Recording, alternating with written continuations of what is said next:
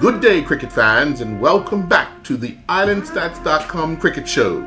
It's Sunday, which means it's time to dive deep into all the action from the local pitches right here in Bermuda. We'll be dissecting the weekend's clashes, celebrating standout performances, and looking ahead to what's next in the 2025 season. Whether you were at the grounds or following online, we've got all the angles covered. So grab your coffee, settle in, and let's talk cricket. And welcome to our special cricket show here on Islandstats.com. I'm your host, Earl Basin. I'm joined by none other than Vernon A. Springer. Mr. Springer, thank you very much for joining. I have to say that listening to your podcasts and so forth over the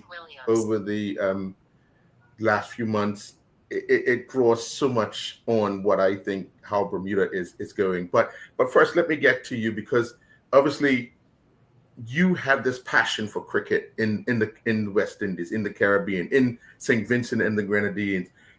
Just talk a bit about, and I want to say congratulations on being nominated or elected to the Hall of Fame. So give us a little bit of your background, and then we'll get into why we're here today.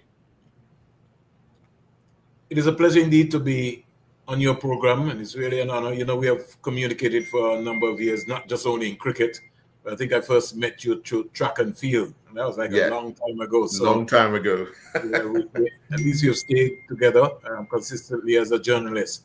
Just want to salute you because, you know, I follow you very closely, and you always keep me in touch in terms of what you're doing in Bermuda. Yes. Vernon A. Springer, young man, born in St. Kitts and Nevis to parents. My father was from Montserrat, the island of the late Jim Allen and the Mighty Arrow. My mother was born in St. Lucia, the home of Olympic champion Julian Alfred. And I was, like I said, born in St. Kitts and Nevis, now living in Antigua and Barbuda. But I consider myself a Caribbean man because professionally, I would have lived in Anguilla, in British Virgin Islands, even tried something in Puerto Rico, you know, in terms of moving cricket. Spent a little time also in Montserrat, where my dad was from. But I've grew up really in a community in St. Kitts called Hainsmith Village, and you would call it the village. And so I would have really learned my craft in terms of cricket and football from a gentleman who I consider to be my sports father. His name is Tudor Descent. And although I had my uncle Carl Brazier, who passed away, he would have maybe taught me something. But Tudor Descent would have been the one who really took me under his wings and would come and just tell my mom, well, you know, I'm going with him. So in those days, coming up, you know, you were talking about either football, track and field, and some cricket. So in our time, we only had maybe 3 major sports, especially going from primary school to high school. Now, my mother was very passionate about sports, and especially football. So I can remember Sunday afternoon in St. Kitts, they used to have Premier Division football, I recall First Division football. Yes. The games, because there were no lights, the games would start at around about 3 o'clock. And my mom, where we lived at the village, my mom used to go to church, get herself organized, and then organized to get to the park for 3 o'clock. So she'd be walking because there was no trance. So you had to leave the village, and it was helter-skelter because she wants to get into the park for the football game, any football game. It didn't matter which team was playing, whether it was Santos, Rovers, Chelsea, whoever. My mom was going to the park. And so when you get in there, by the time the whistle is blown, and she would get there like about 10 to 3, find a seat, sit down, and get ourselves organized. My father was really mainly into cricket. And so, you know, he would journey around and get to cricket. But my mom was almost all around because she was a school teacher, had her own school and private school at home. And then she was also a teacher as well. So I married both. So you had both parents who were instrumental in sport. So that sort of helped you in a very big way. So the passion for sports was always there, but mainly what actually happened is that all of us was playing cricket. And I remember one day going to Warner Park and I said to those guys, but all of us are playing and nobody is showing us anything, you know. And so I said, listen, they were complaining that we youngsters don't like to train and we're not fit. And so I decided that I was going to become the trainer. So I said, okay, guys, I'm going to be the guy who's going to get everybody up in the morning. We're going to go and train. So we can get up because we have to go to school. So we get about 5 o'clock and we train maybe for about 35, 45 minutes, maybe, or we'll get home, get ourselves organized and go to school. And lo and behold, I didn't realize that I was creating a dynasty for myself. So I went from starting to train to now go reading about coaching and about the aspects of cricket. And so I now became the general leader in the Warner Park. And I was identified pretty early because in those days, and a lot of people in Bermuda would know that the late Vincent Deming was the head groundsman of Warner Park. It's called him Jackson.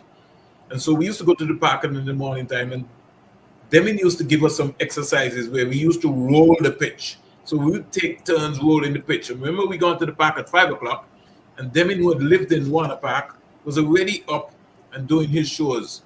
And he was telling us that, you know, rolling the wicket, going up and down, works good for your calf muscles, for your hamstring. And he would give us a history lesson and we'd be talking about jokes, and we learned everything in terms of what was happening. So he was admiring us.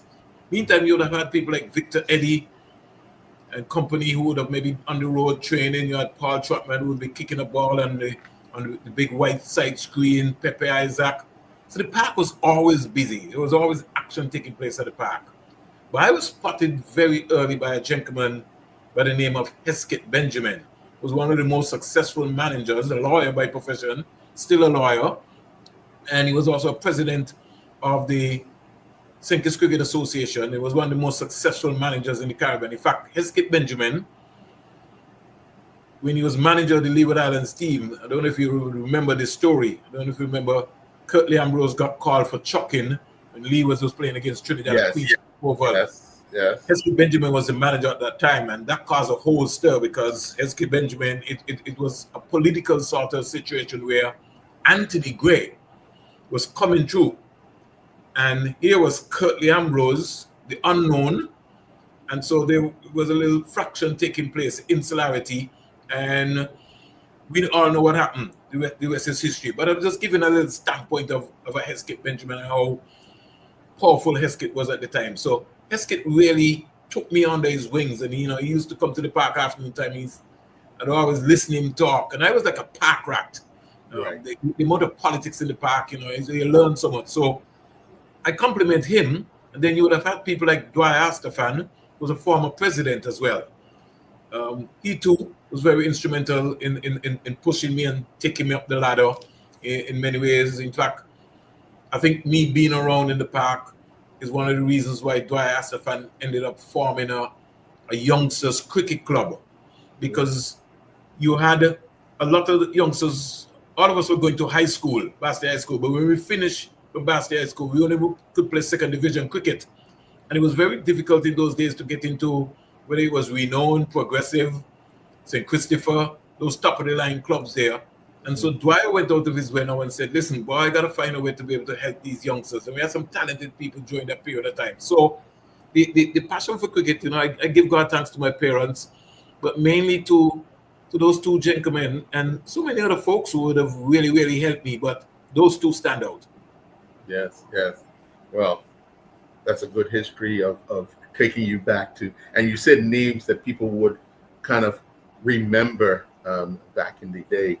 But let's get into a little bit about where you see St. Kitts and Nevis cricket as you see it right now, and what we would consider the challenges that they have, but they have them with eyes shut because they think everything is okay from administrative wise. Would that be a fair assessment? Before I answer that question, I also want to compliment Tony Bory, who originally from St. Kitts and Nevis. Mm-hmm. I coached the Newtown Cricket Club, one of the top cricket clubs in St. Kitts and Nevis. In fact, you know, it's quite amazing. I was born in the village, but I never went to Dr. William Connor Primary School. I went to Irish Town School in St. Kitts. Mm-hmm. And then I coach Newtown Cricket Club, so I never coached Hainsmith Cricket Club.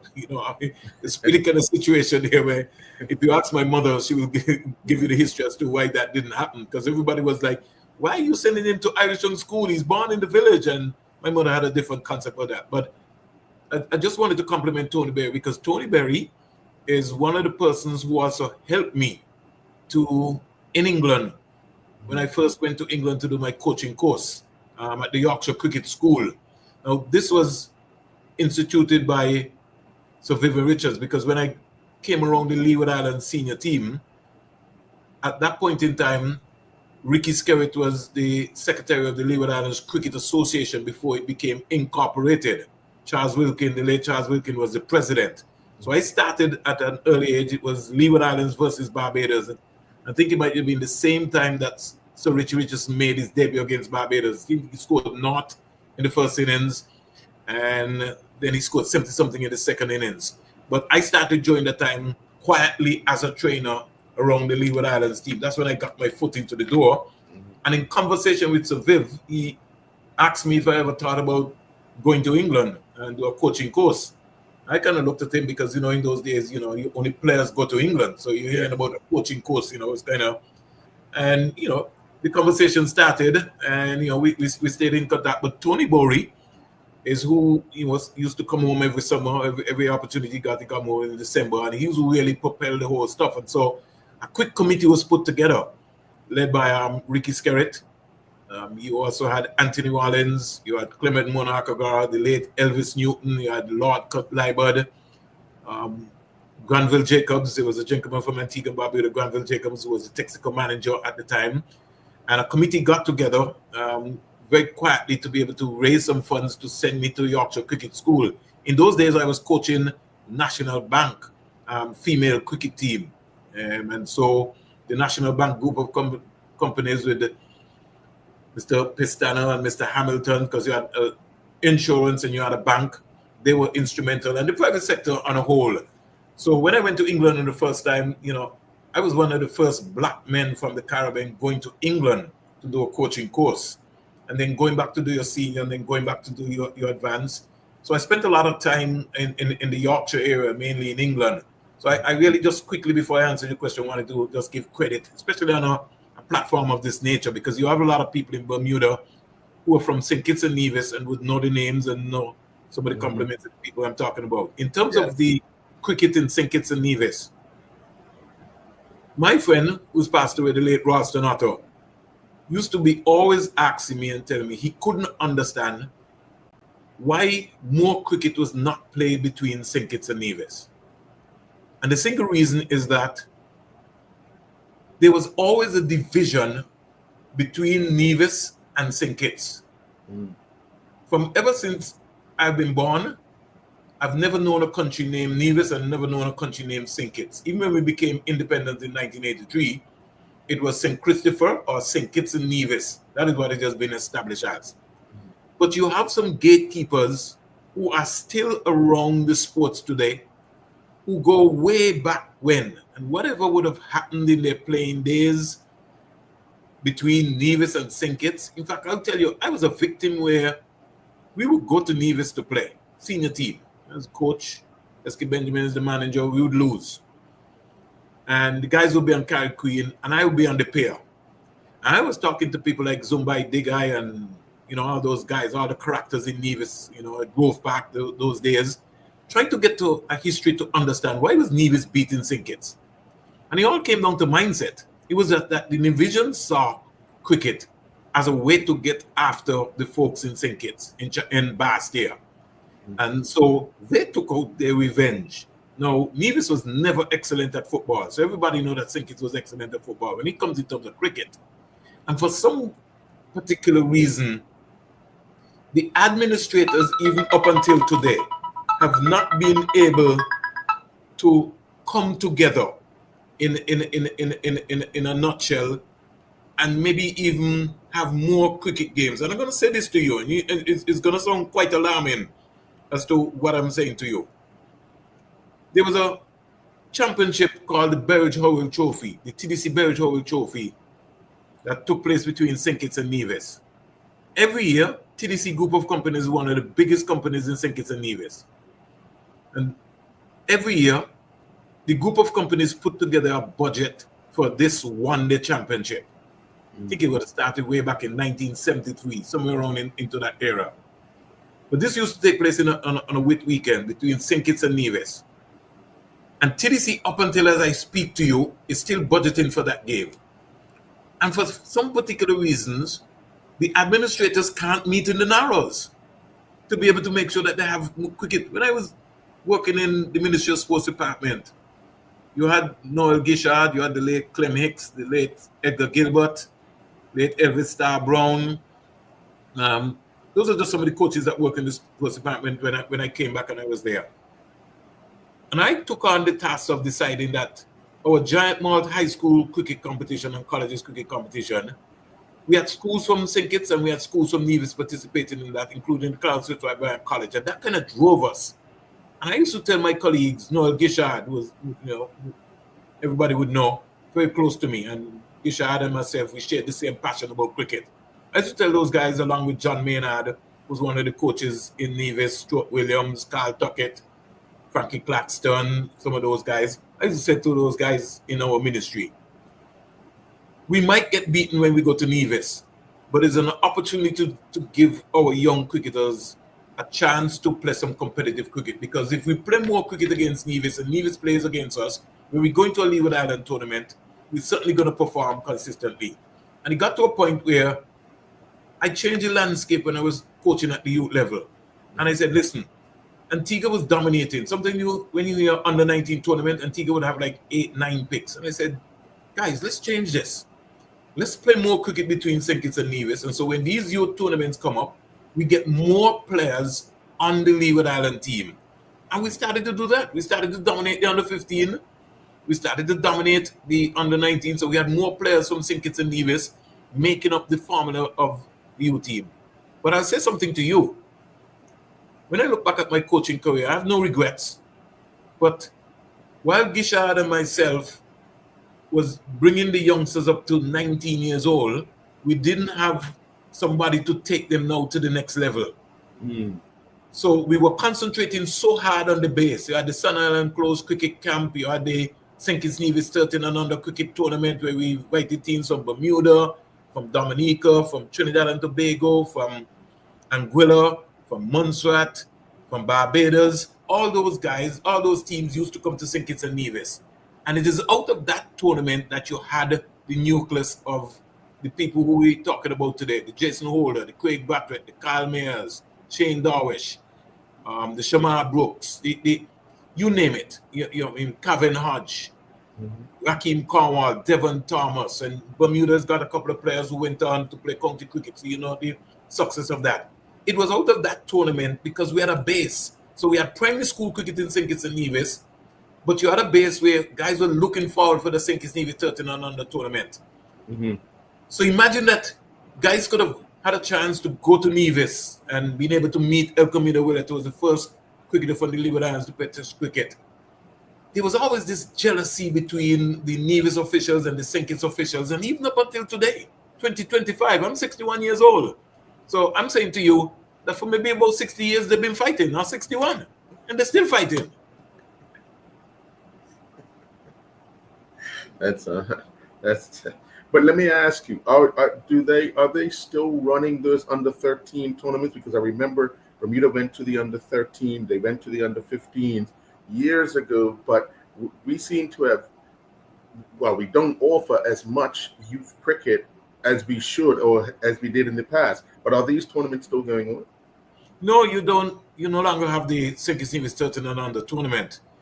And, with God's grace and God's thanks, I'm part of the Antigua and Barbuda Falcons management.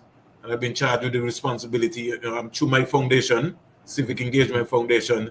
That is something that I'm going to be working along with the St. Kitts Nevis Patriots and also the Antigua and Barbuda Falcons. Is something we're looking to kind of revive. And even without them, my main passion is to be able to revive back the regional 13 and under tournament in Antigua and Barbuda. 2025, it could be as early as 2026 or 2027, but there's going to be a window. It's just a matter of finding the window, because I get calls every day. I get calls from Barbados every day. I get calls from the US about the 13 and under tournament and why I don't take the time and go back on. But I've been involved in so many things, and now I'm kind of settling down. I want to get back into coaching, realistically, because I don't think that our modern day coaches are teaching the players the game. What is automatically happening is that we are shortchanging the cricketers. We're not spending enough time by teaching the boys and girls the game. So everybody's got a level 3 and a level this and whatever, but then they don't understand the principles or the fundamentals of cricket. So it's just like people just turning up and say, oh yeah, I'm a coach, I have a level 3 now, and I want a job. I write to the Bermuda Cricket Board or write to the Leeward Islands Cricket Board, and I'm supposed to get the highest job because I have a certificate. But you really have not earned your dues. You really have not really gone and put in the work in terms of what is required. So I want to go back to the base, because Cricket West Indies is the only cricketing nation in the world that builds from on top down. Every other cricketing nation builds from the base up. But all we're thinking about in the West Indies is just to turn the corner or just to win a series. So we have no system. We are not trying to put, and here, let me make this point, because I want people to be clear, Earl. Having tournaments is not development. Let me repeat. Having an Say it under louder. 15, Say it louder. having an under 17 tournament, having an under 19 tournament for girls and boys is not development. Development is when you get Earl, so Garfield Sobers, just calling names, Viv Richards, Clive Lloyd. Now I remember Earl. There was a point in time where Benson and Hedges, in fact, Yes. through Dealey Walwyn and Company Limited, conducted some coaching sessions throughout the entire Caribbean. In fact, they used to sponsor Tony Cozier's Cricket Annual. And they organized, I remember, Lance Gibbs, so Garfield Sobers, Clive Lloyd, came to St. Kitts and Nevis. That was a long time ago, Earl. Very, very long time. Right. And they had at least about over 100 boys from St. Kitts and Nevis at Warner Park. And Wes Hall, I think, was there as well. Yes, Wes Hall, Sir Garfield Sobers, Lance Gibbs, Clive Lloyd. And these 4 gentlemen during the period of time would look around at whoever the youngsters were, narrow it down, and then they would maybe pick the final 24, final 30, and then they would have a game. That is what we need today, Earl. So we need to be able to now make sure that we can take it to a next level. We can use some of our former players as mentors, but we need to be able to make sure that we move around people to identify the talent in the Caribbean, be it from Bermuda to the USA, through the Caribbean. Because history has shown that is not everybody who plays for Leewards or Barbados maybe might come through the system. Brian Charles Lara was spotted at the Sir Garfield Sobers Schools cricket competition in Barbados. While they are playing for his school team, the great man, Sir Garfield Sobers, spotted talent and said that this youngster will be the next Sobers. Now, you heard what I said? The Sir Garfield Sobers competition. Brian didn't play for Trinidad and Tobago under 15 or whatever. He was spotted at the Sir Garfield Sobers School competition. A big competition which is not being promoted and encouraged in the Caribbean for us to participate in. Because you know the difference, Earl, in playing for your school as compared to playing for your country. There's a whole different passion. When you're playing for your school, listen, you just go to a next level. And so the point what I'm saying is that Cricket West Indies don't send any scouts to the Sir Garfield Sobers competition. So you either have to be playing for Leeward Islands at the under 15 level, or under 17 or under 19 level. So we need to pay attention to the Sir Garfield Sobers Schools competition. In fact, we maybe need to have a conversation where we have more schools from the Caribbean participating in that championship in Barbados. Because you have schools coming from the United Kingdom, from Australia, from South Africa, coming to the Caribbean to play their cricket. But we don't have a majority of schools in the Caribbean participating in that competition. Mm. Yeah. How do we address that? Because over the years we've seen, well, I could talk about Bermuda, that you know, cricket has allowed a lot of participation to go other ways because they just don't offer. They used to have youth cricket throughout the summer when schools were on break at 5 different locations, and up to 40 kids in each program. But they don't offer that anymore. So they're allowing the youth to go away from the sport. And I think administratively that's what needs to happen, get back to the grassroots. But for some reason or the other, they'd rather win an award from the ICC for doing something administratively than opposed to getting the roots and back to growing the sport of cricket from a youth level. Times have changed and the world has evolved. There was at a point in time, Earl, when we were coming up. I could speak about me, Earl. I had no current in my home when I was growing up. So I used to gotta go by a neighbor, and all of us used to be sitting on the steps and we trying to look at this black and white television. We did have radio. I got so many licks as a small boy, because in those days when West Indies were playing in Australia, I had a small transistor radio, and I thought it best that I would try to see if I can turn the radio down as low as possible, put it under the pillow, whichever side that I was sleeping on, whether it was my right or left, and try to see if I could hear the voice of Joseph Red Spurrier and Tony Cozier or whoever was commentating. Right. But in the middle of the morning, right, Earl, when everything goes still, the song comes up. Yes. Mother would wake up out of a bed, and it would be pandemonium in the house. Go to sleep and you get licks. But I still try to see if I could find a way to turn it down even more. Right? Try to see if I could get to listen to cricket in terms of what's happening. So I say that to say that all of us have a cellular phone, and on this cellular phone, we can stay from any part of the world and see any level of cricket. In Bermuda, in Afghanistan, there are 101 countries playing T20 cricket around the world. Italy, you name it, right? The administrators who are running our game are still running the game like how it was run 100 years ago, where we just come, we set up some stumps, and we said we're having a cricket game. So we don't want to do any marketing. We don't want to do anything. And we have lazy officials who just believe that a Joel Garner is just going to drop out of the sky. Yes. So we are not willing to put systems in place to be able to make sure that we identify another Joel Garner. So all you hear people saying is, when Michael Douglas used to play, we didn't used to do this, we didn't used to do that. The mindset of young people, boys and girls, are completely different to 50, 60 years ago. They have choices. They maybe don't even need, for some of them, they maybe don't even want to work.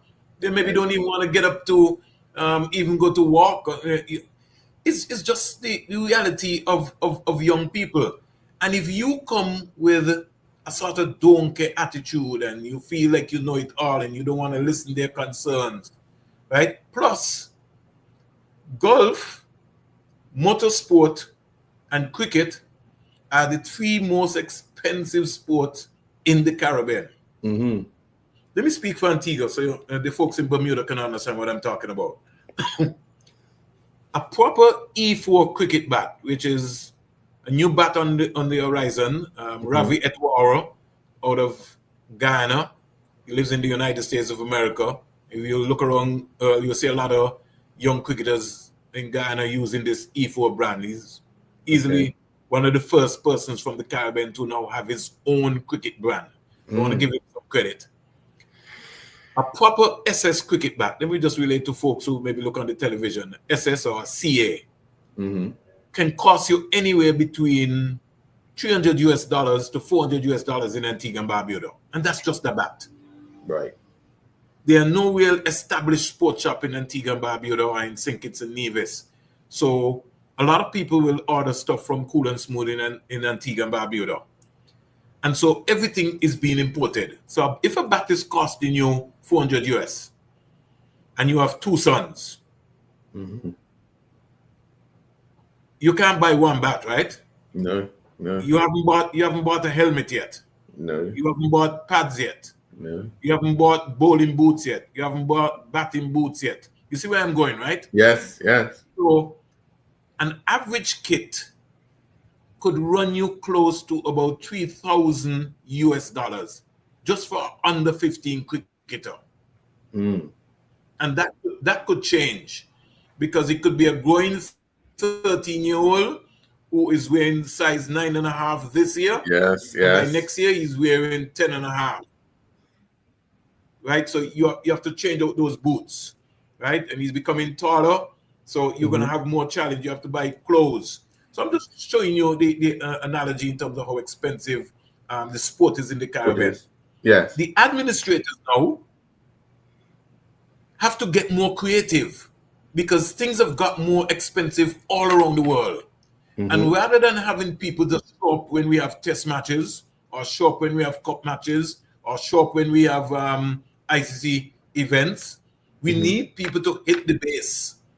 Means that they got to go into the communities and identify the talents because there must be a continuation to make sure that we have people continuously playing the game. Let me speak about the relationship. And when I worked for the Leeward Islands Cricket Board, we signed a memorandum of understanding with Bermuda at the time I was director of operations. And part of my remit at that point in time when I was speaking to my board, when you had people like Richard Berridge and Peter Abraham, I said to those guys, listen, we need to reach out to Bermuda. We need to reach out to Canada. We need to reach out to the United States of America.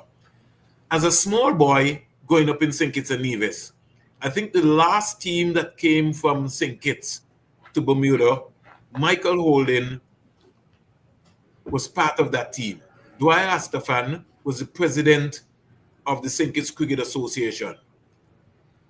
So you had establishments where you would have had teams from Antigua and Barbuda, teams from St. Kitts and Nevis traveling over to Bermuda to play. So what I was saying to those guys was, listen, if we sign a memorandum of understanding with Bermuda, then part of that would be to be able to establish relationships with Bermuda Cricket Board, which could give our players an opportunity and give their players an opportunity. When Winston Benjamin brought his academy team from Antigua and Barbuda, get any support from the local association in Antigua and Barbuda to execute that tour to Bermuda? Because when people are talking about development and are telling you, oh, we have an under-17 tournament, or oh, we have that is not development. Development is when you try to be able to make sure that you get your best technical coaches around, you put them in a structured system. So if there's no primary school cricket in Antigua, and there's no primary school cricket, or there's primary school cricket in Nevis, or there's primary school cricket in St. Kitts, you find an avenue to identify the top talents and put them in a structured system. So you'll be able to cut out the bad habits, not wait until when a guy gets to the West Indies team and you're teaching him how to play a bouncer. You have to learn that at 8, 9 years old.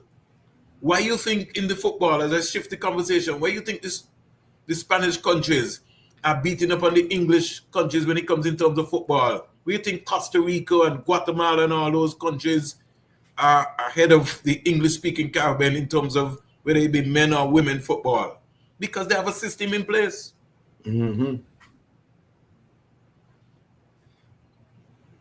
So true. Yeah. That memorandum of understanding, I remember back when it was signed and everything, and it we saw the Antigua team come here. We have yet to see a team from Bermuda go to Antigua, but it, I just thought it was an opportunity for both parties to grow together, kind of thing. But we haven't seen anything materialize out of it. Yeah, you can't teach people passion. You can't. I, I can only talk about my vision. Hmm. If you really don't understand my vision, then you can't execute it. We could sit down and we could be talking here all day about cricket. If the leaders who run the game don't understand what we're doing or don't buy in to what Hmm. we're doing, then we're gonna have a problem. We have too many people in the Caribbean who are talkers. We don't need talkers. What we need is doers. We need people to get up and go and try and see if they can be able to improve the game. We are paying big people bucks to try to get sponsorship for Cricket West Indies, but they are failing. We are paying people in big bucks to, whether they be directors or whatever, to try to maneuver to understand the game. Where's the development plan in the Leeward Islands for youth cricket? When is the last time that the Leeward Islands has held a youth tournament, be it under 15, under 17, under 19, for boys or for girls? Mm. Let's look around. Let's look around the region. Right. How much primary school cricket is being played in Jamaica? Barbados has a very organized system, no doubt about it.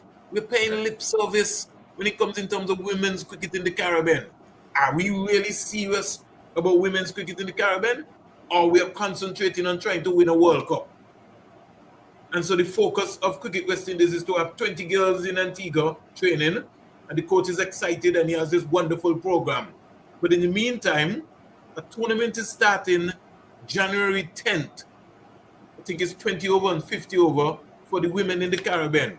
Right. But have we had coaches who have gone to Guyana, gone around to Trinidad, gone to the Leewards, gone to Windwards, and identify the best talent there, and we find them so we can have more people playing the game? Because I'm saying we are only concentrating on the women's team because we're going to the World Cup and we want to win. So Vernon Springer is the coach of the West Indies women's team. I'm only concerned about the women's team, these 20 girls that I have. The only coach who was around the system who tried to establish a West Indies women's A team was Courtney Walsh. And because he didn't win, Jimmy Adams thought it best to fire him via WhatsApp call because he was instructed to fire Courtney Walsh because we didn't win. So we only concentrating on winning an ICC event. But even when we won the Women's T20 World Cup, what did we do to promote the women's game in the Caribbean? Tell me, how did we promote it? We were on top. You're reflecting everything that's going on in this country. We had a women's league that started a few years ago, and now it's defunct. It was just never put. I think it was more, we'll get funding for it, so let's do it, as opposed to we can benefit and grow the game from a domestic side and then get into the international side down the road. Because we had an international team, but then they went to the World Cup qualifiers. After that, disband, and now it's almost like the administration would only do it if they see a benefit, a financial benefit from the ICC of putting together a so-called league, which puts us in a very difficult position because again they're not offering what is needed to grow the sport. Well, I'll tell you something, Earl. Club cricket in most of the Caribbean countries have gone dormant. It has just become too expensive. A lot of the clubs are struggling financially based on what I just told you in terms of the model to keep up.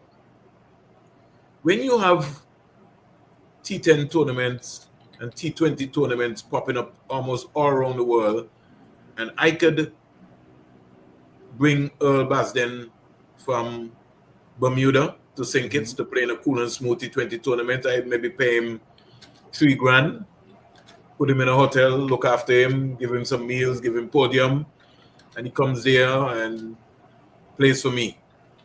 Economically, as compared to you maybe coming to play a 2-day cricket or a 3-day cricket, everybody's just going the fast way right now, which is T20, T10. And so the club structure of being able to keep players or keep a system is just gone through the window. So folks are just turning up just to win some money, be it whether in Trinidad, where they have a lot more leagues, or in Guyana. People are just inclined to know, boy, listen, if I could bring in 3-4 guys and, our club is going to win maybe $10,000 and we could be able to kind of share it around. So the club structure of cricket in the Caribbean is gone weak. And permit me to ask you, what is the club structure like in Bermuda? Well, we still have the same amount of clubs we've had for a number of years, but the numbers are dwindling. We have some clubs that struggle to field teams 1 year or, through a few games. But yeah, it's just that nothing administratively has improved on the product that we've had for 20 years, 20, So 30 what you years. think? So what you think that has happened? Has that come down to a new culture in Bermuda, or a new mindset, or is there a development plan at those? Well, that's the problem. Development plan taking place at most of those clubs? Yeah, the development plan that we had years ago was always having these camps that throughout the summer for like 8 weeks that kids learned, they developed playing, they learned proper technique and so forth from a young age in a fun way. So it kept them in, it kept that number. But when you stopped having those development camps, then you allowed other kids to show interest in other sports, and now to try and get it back, it's one of those things that administratively they're going to have to do a lot of work to make it look attractive to a young person and the parent to come back, because right now we have all this talent, but it's not being nurtured. We have an organization called Freystar Cricket who has a private and Gus Lugie works with them. They're doing private stuff with kids with cricket. We have Gennaro Tucker has a camp as well, but from the board itself, they're failing tremendously and don't realize it, or they do realize it but don't worry about it, because they get through a cricket season every year and go, whew, okay, we got through that. Let's do next year. And they just put out a schedule. There's lack of information coming out from the board. There's just no transparency in the board. It's to a point where it's frustrating, and it's frustrating for cricketers as well. The guys that really love to play the game are falling out of love, because what are you doing? You're doing the same thing you done last year again this year. So if I listen to you, Earl, the structure you feel needs to get modernized. Yes. We have to, like you said earlier, the young people today, their mindset is a little different. So you have to be creative. And the way you get creative with them is you get them involved in it. What's going to help you attract? Because the thing is, you have these guys who are talented. And in order to make them or help them become better, then you have to give them the fundamental tools.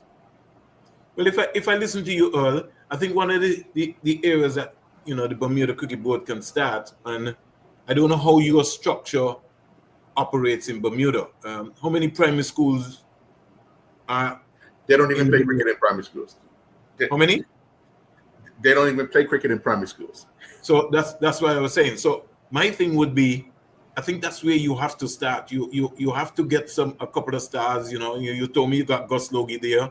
Mm-hmm. Maybe the academies which are working in Bermuda, it could be easy to have a conversation, getting everybody together. If we got everybody together, There must be some talent in Bermuda at those academies. So Oh, it can't there be is. There's a lot of talent. There's a lot right. of talent, So and getting individual training. yeah. So there's a base. So we have a base. So you can begin to work on that base. So my point would be, why not invite an academy team from the US, or academy team from Barbados, or Trinidad, a 13 and under team, Ghana. Ghana's got some money.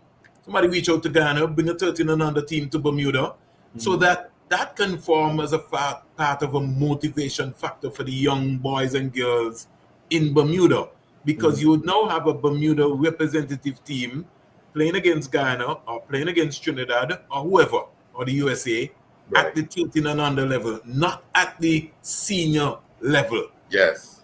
But at the 13 and under level. So you, Earl, who have a son, your son will be harassing you and say, well, Daddy, I think I could bat better than Mr. Springer. I see Mr. Springer, he make Bermuda under 13 team. I am sure I bowl him down the other day. And Right. I'm going to practice because I want to make Bermuda team. Maybe there has to be ways where you can begin to tweak something. Like I said, the professional people that you call out there, Gus is easily one of the highest respected youth coaches in the world.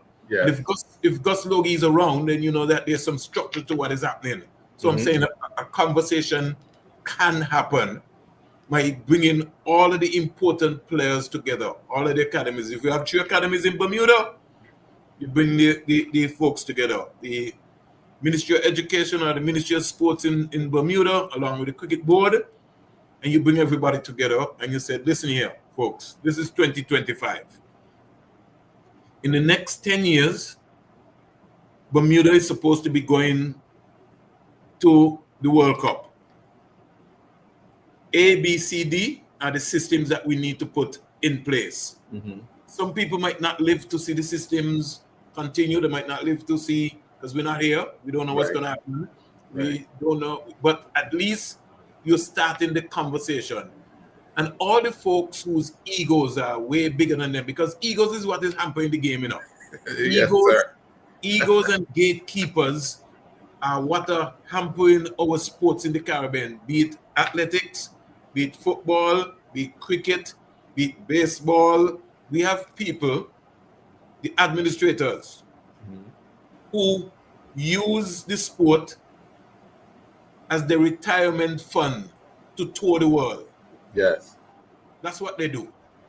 So they're really not concerned about identifying who's the cricketer of the year in Bermuda.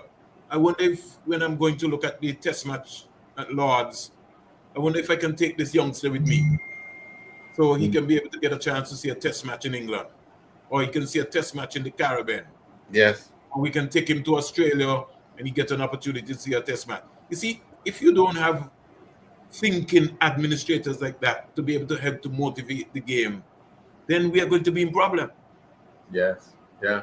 And that, I mean, that you just offering that scenario is an incentive to everybody now at the start of the season.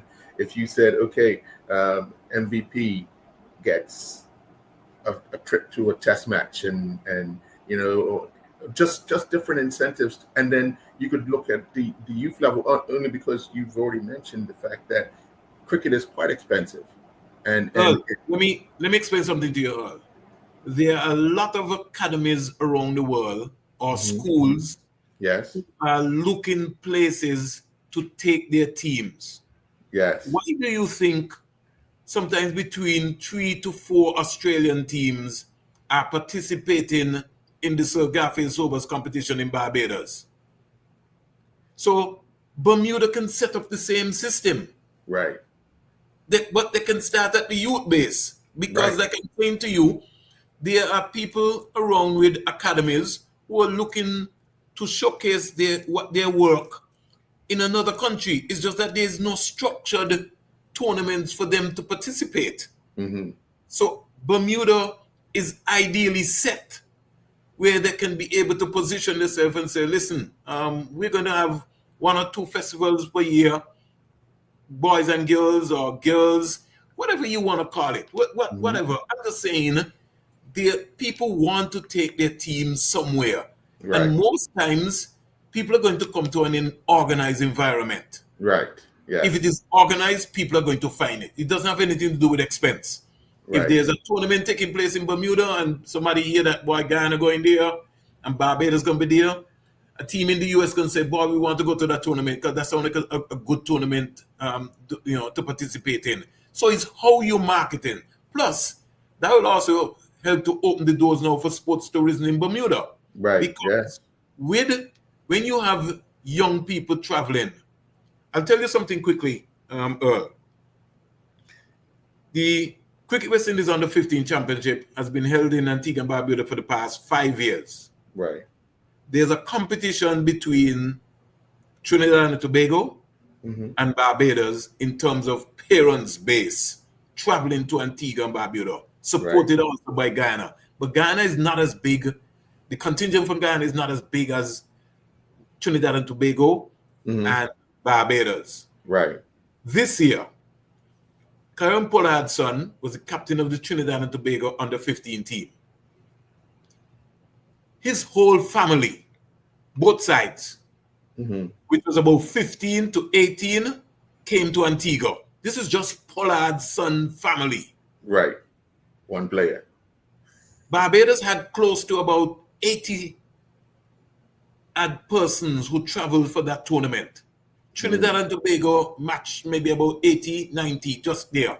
So I'm saying to you, for that Easter weekend in Antigua and Barbuda, there were at least over 250 parents, be it from the Windwards, Guyana, Trinidad, Barbados, traveling to see their boys play in a Cricket West Indies under 15 tournament. Right. And I just give you a small scenario there. And I've been covering that for 5 years. And every year, and let me tell you something, I'm not saying that they just come to make noise, The Pollard family had on Pollard in the back of their jerseys. Right. If Basden had a son there, his family came with their jerseys, replica jerseys. I'm telling you, it was like carnival. Right. So Bermuda has a chance where they can be able to create that at the 13 and under maybe level. You can have USA, you can have, like I said, Guyana and Barbados, they've got some money, Trinidad. They want to be able to expose their youngsters as well to a tournament and get themselves organized. So I'm just giving you, through your program, it's a lot of work, though, right, Earl? Right. I know Yes. a lot of people are willing to put up their hand and execute the work. And I think mainly that is one of the things which I feel is plaguing the administrators in the Caribbean. Nobody is holding the administrators accountable. I don't know what your club structure is like, but I know in Antigua and Barbuda, the clubs almost really don't have a say.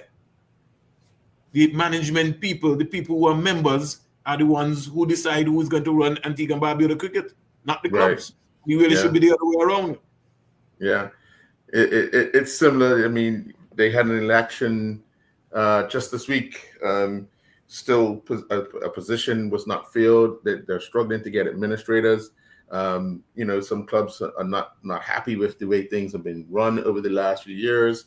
So they have issues, but it's one of those things where they only clubs can go to their AGM. So any outside information or outside anybody with anything that they could bring to it to encourage them, to help them, to guide them, it's null and void because they close it in on this closed in environment, and it's kind of like a brotherhood. Interesting. Well, Earl, I think we have started the conversation, and once I'm available, Earl, I will be more than happy to join in because we can't run cricket if we don't have umpires. If we don't train umpires, we can't have cricket. We can't have cricket if we don't train our groundsmen. That's a big thing in Bermuda. Or upskill our groundsmen. I don't like to call them groundsmen or ground officials. You know, so there's a lot of facets to the game. So you have match referees, you have umpires, you have scorers, you have video analysts, you have masseur, you have trainers, you got psychologists, you got mental skill coaches. The game has changed, Earl. Yeah. And that's what I'm saying to you, compared to what we used to do 100 years ago, we have to start to put different systems in place. That's right. Yeah. Yeah. The women's game, you have to get people who understand how to deal with an elite athlete, Right. how to deal with women. You can't just take up any and anybody and say, "Oh, you go and coach the women's team." Yes. Yes. Yes. It's not You like you that. you have to have women around who understand how to deal with young girls. Mm-hmm. You don't need pedophiles around the women's cricket game. Right. And that is something which is plaguing us in the Caribbean. Wow. These are things that are hampering the game because we're not holding anybody accountable. You have to get the right personnel involved. You also have to educate the parents that it is not all about your daughter or your son looking to make the team. So you can't just come every day and abuse the coach or abuse the association or abuse the officials. It has to be a partnership. Yeah. Without a doubt. Without a doubt. Well, yeah, we have started this conversation, and I look forward to picking it up again because we have to, I think sometimes when you speak out, the administrators have to listen. They have to listen and understand that there's help out there.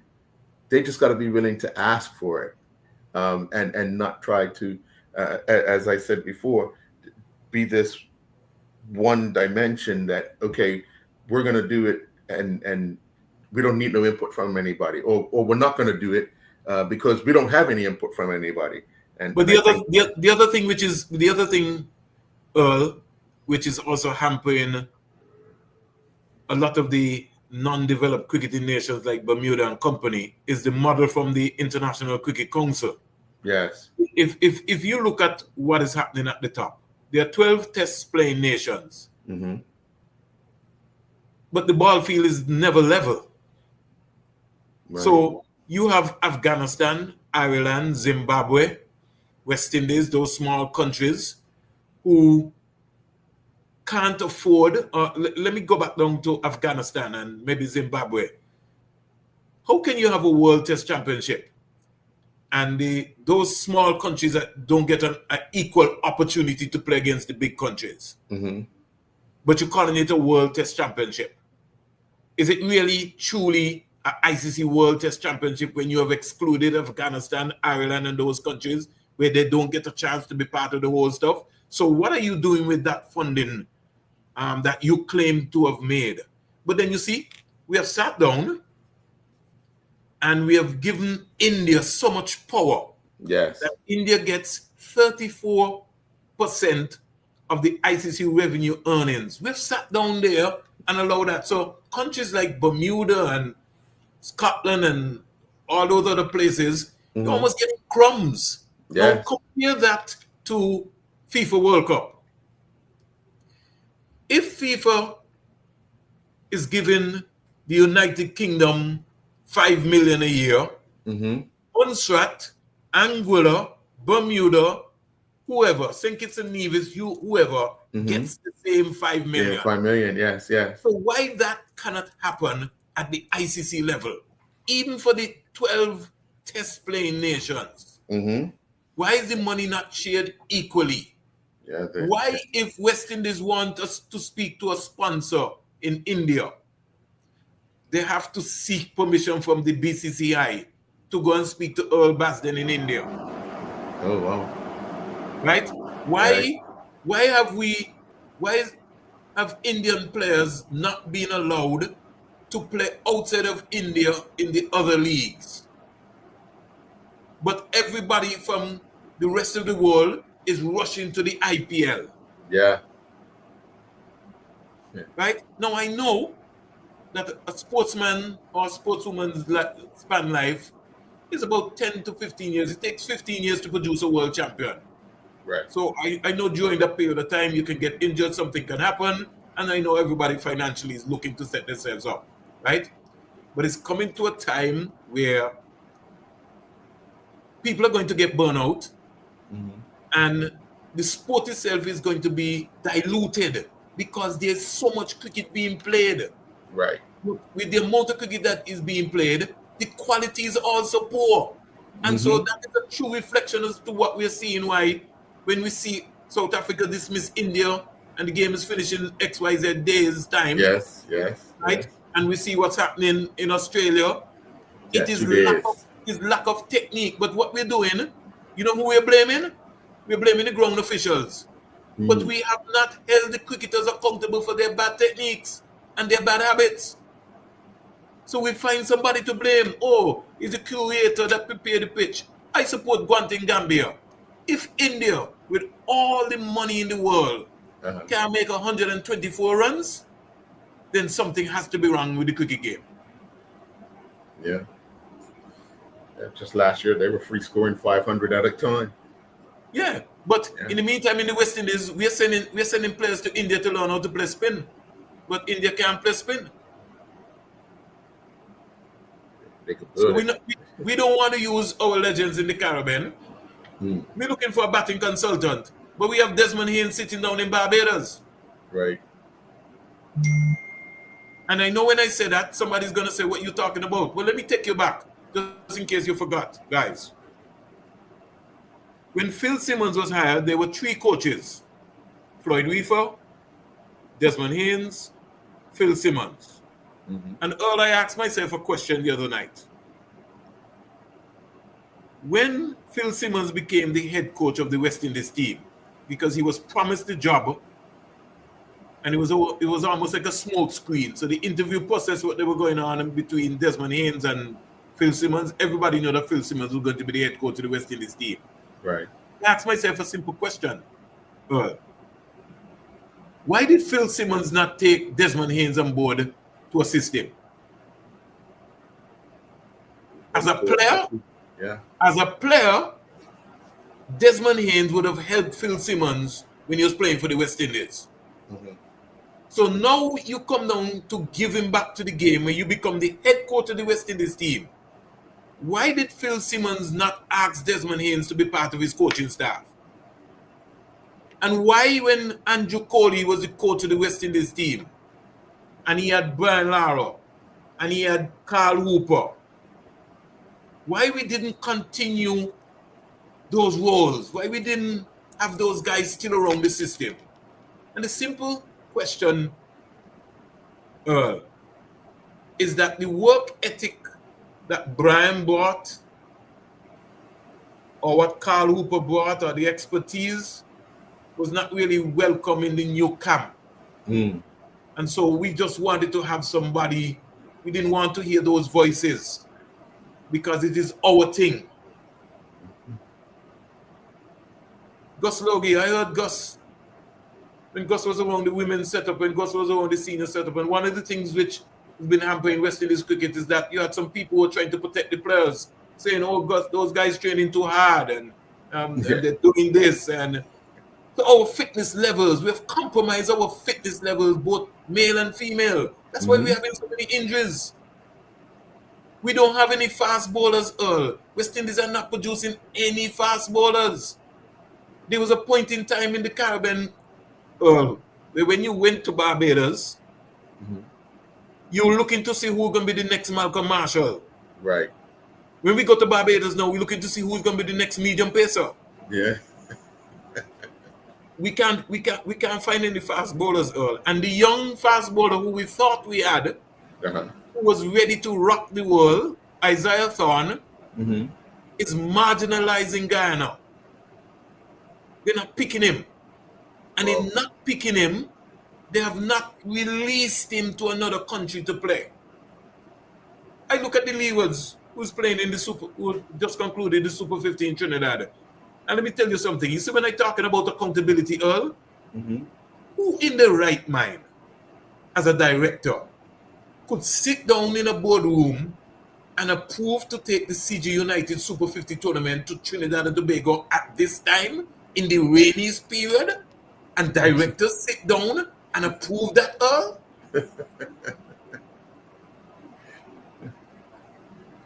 Why are we playing? Tell me, something has to be wrong, Earl. Right. We all know by tradition that in Trinidad and Tobago at this particular time, it's rainy season, but I don't mind the rain, Earl, because the farmers need the rain. But listen, Right. Earl, there's a ground in Trinidad where they're playing that you know, Earl, that it doesn't matter even if it's sun and rainfall today, you can't play tomorrow. Oh, wow. But you're still scheduling games to go there. And then you come around and you're trying to tell the rest of the world that we don't have no money. You're wasting money. Mm-hmm. Who is holding the franchises accountable? What is happening at the franchise level? Why are we not bringing in technical coaches to help improve our players? Look at our West Indian cricketers, Earl. Mm-hmm. Nobody square cuts these days. No. Everybody leave alone. Everybody leave alone. Everybody leave alone. Nobody's bowling fast, Earl. And the West Indians, who in their headache could have fielded, we're mere mortals. Nepal comes and is showing us how to field. Yeah. Nepal. Look at the catches we're dropping, both male and female. Straightforward. We're talking about fundamental catches. So we have a lot of work to do, Earl. Yeah. We don't even have a plan, Earl, in the Caribbean for umpires as to who is going to be the next umpire from the Caribbean to replace Joel Wilson. We don't even have a plan in the Caribbean, Earl, as to who is going to be the next match referee that is going to replace Dr. Sawichi Richardson or going to join him. Mm. You see where I'm going? Yeah. Where's the plan? Who are the persons being identified? We got a lot of work to do, Earl. Yes. The cricket needs a revolution, Earl, and I'm glad that you are part of the revolution, not just in Bermuda, but the cricket need a revolution. We don't have any writers anymore, Earl. We don't have any Tony Beckers. We don't have any Tony Cozier. Everything is social media, and everybody wants to hire you to be a PR for them. Well, I am not going to be a PR, Earl, for anybody. I think I've been around this sport for some time. I've been through the trenches. Yes. I've struggled. I've seen it all. In fact, when I look at the glory days, when I used to go to the Antigua Recreation Ground and try and learn to understand where Colin Derrick and Enoch Lewis and those guys, Hiram Ford, how they ran test match in Antigua and Barbuda, I was learning the administrative role of the game. I was learning how things were being done in Antigua and Barbuda. So when I went back to St. Kitts and Nevis, that I had some knowledge as to how a test match was run and what was required to be able to execute that. Mm-hmm. What we have in today is that the gatekeepers are just holding on to the position of administration. Mm-hmm. And so all who wants to make a contribution to the sport is marginalized, is left out. And then what we've got so personal that if somebody is making a constructive criticism or trying to give you a suggestion, we've been somebody saying, oh, well, we don't need to hear him. We don't want to have a conversation. I think God has given me some wisdom and some talent. I don't want to claim, Earl, that I know everything, but every time you hear me say something, Earl, bet your life that I have a solution or I would have done it before. I ran tournaments in the Leeward Islands with no money. No money, Earl. I didn't even know how we was going to pull them off. The last tournament in Montserrat, there were 3 tournaments.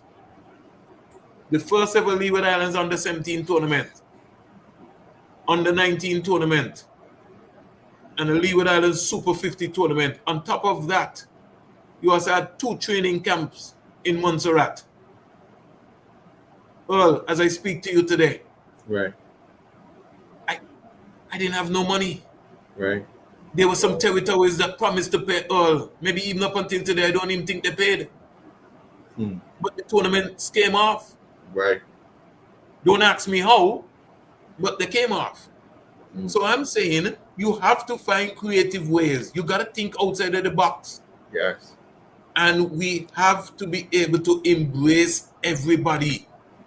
But we have this sort of mentality where we feel that people don't need people. Oh, who is he? Oh, this is our time. Right. You don't need to listen to Desmond Haynes. You don't need to listen to Gordon Greenwich. You don't need to listen to Andy Roberts. That system is not working. Mm-hmm. But they were successful. Yeah. So there must, even though you have your method, there must be something that you can learn from Andy Roberts. Right. There must be something you can learn from Colin Craft. There must be something that you can learn from Desmond Haynes. There must be something you can learn from Brian Lara.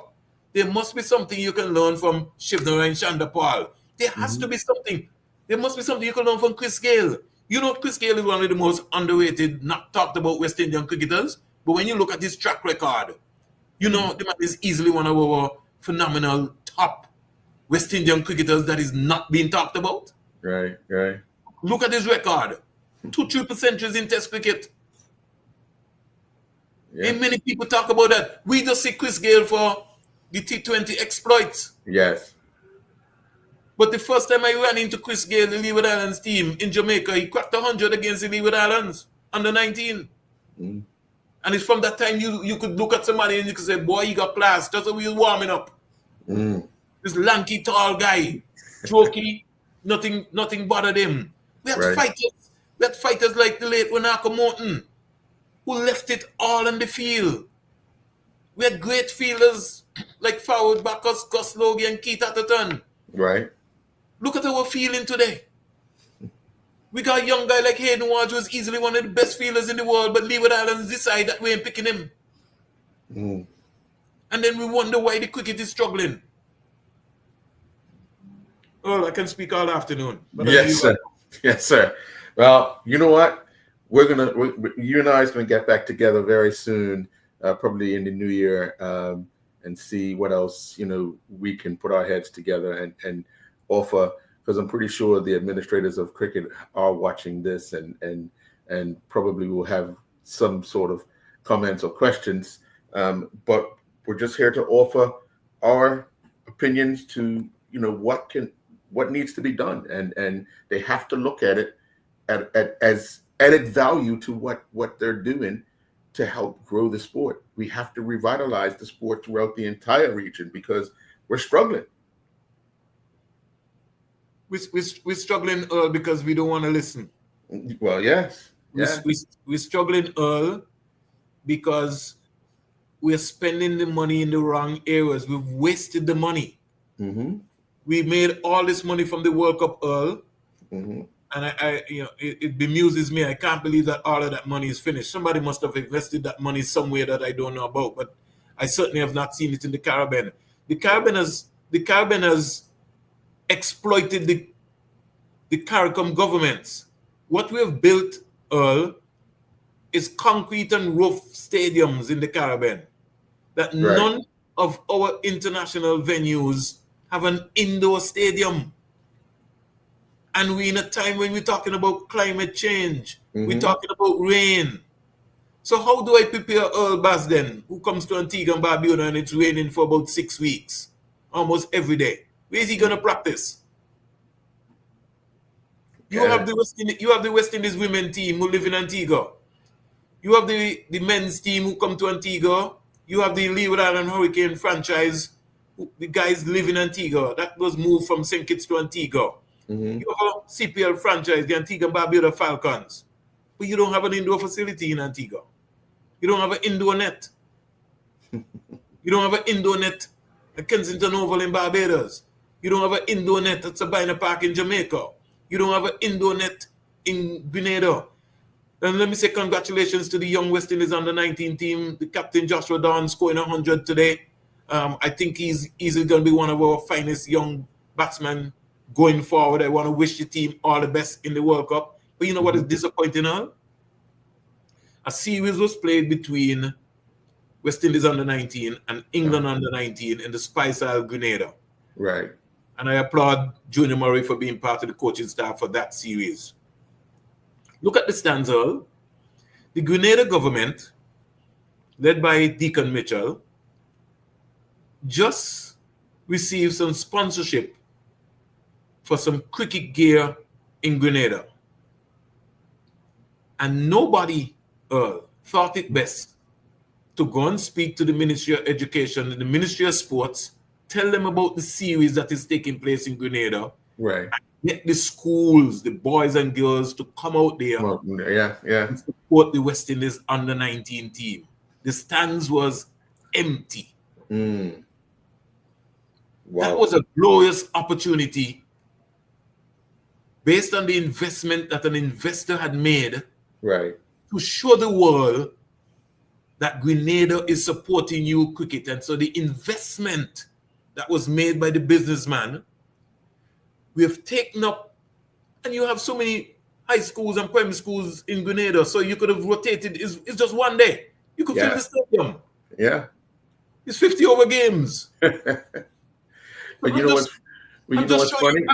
I'm just showing you one. I'm just showing you one thing, Earl. Yeah. Imagine your little boy come home and say, "Daddy, I'm going to look at the West Indies under-19 play against England under-19," and he get $100 for you, $100 which you were saving to buy something for him for Christmas. Right.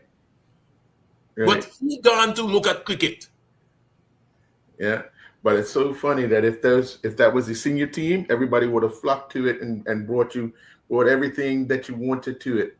It's just the way it baffles me that international is international, and the younger it is, it needs that more support, because now you're adding that extra flavor to somebody twinkle in the eye. Oh, under 19. If I'm 13, I have 6 years to make this team. So now I've got incentive. You know what I mean? I'm added some spice to this young kid. But if you don't offer that to him, you've missed that opportunity. Like you said, we allow opportunities to go by the wayside over and over and over. You heard the director of cricket, right? You heard the CEO, right? Uh-huh. They don't have any money.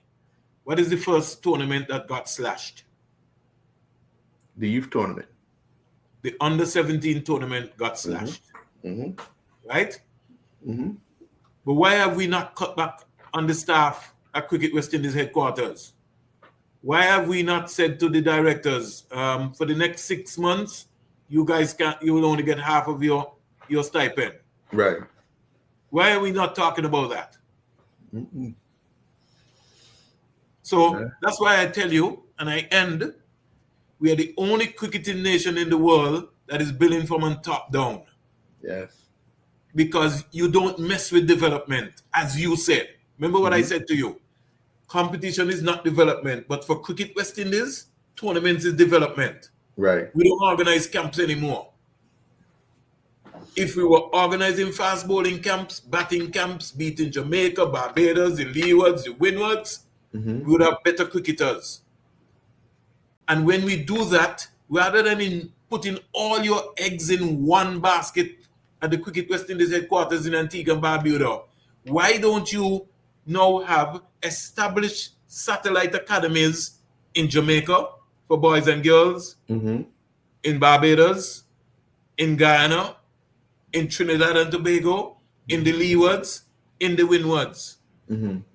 Why don't you have satellite academies? So you see what I just called here? So then you have 20 in Antigua, but you will then get a wider pool, and you would have maybe another 200-300 people playing the game rather than 20. So you can't put all your eggs in this one basket in Antigua and say, well, we're training these 20 girls, when you could get another 100 girls around the Caribbean, or another 100 boys around the Caribbean. You have more people in the pool rather than a small pool of 20. Because if, God forbid, 5 get injured, you're down to nothing. Yeah. But Earl, let me, on behalf of my family, really wish all of the people in Bermuda, as we embrace and close out 2025. The Caribbean at this time, Earl, is in turmoil. As we speak, there are tensions rising in the southern hemisphere of the Caribbean between Venezuela and the United States of America. Trinidad and Tobago, it's almost like a warfare. We're on the edge. Yes. For that, we have elections. We just had elections in St. Vincent. We're going to have elections in St. Lucia. Mm-hmm. And so tensions are rising high. And when you look around the world, you recognize that as small island states, we more or less are so vulnerable. We only have to just look and see what happened in Jamaica. Right. Recognize that it is going to take billions of dollars and years to rebuild back Jamaica. Mm-hmm. It is so alarming, Earl, that according to the stats, 750,000 people live on squatted land in Jamaica, and the population is 3 million. Wow. Now, that's a serious figure. Mm-hmm. And this is something, Earl, which what we hear happening in Jamaica is almost a similar pattern which is taking place throughout the Caribbean. If we continue to feel, Earl, that in the Caribbean that we don't need anybody, all of us need to come together, Earl, because Melissa demonstrated to Jamaica that nature is powerful, and don't care how much money you have. In the twinkling of an eye, you could be destroyed. We're just a mere dot in this world. And so I said to the cricket administrators, come down off of your high horses.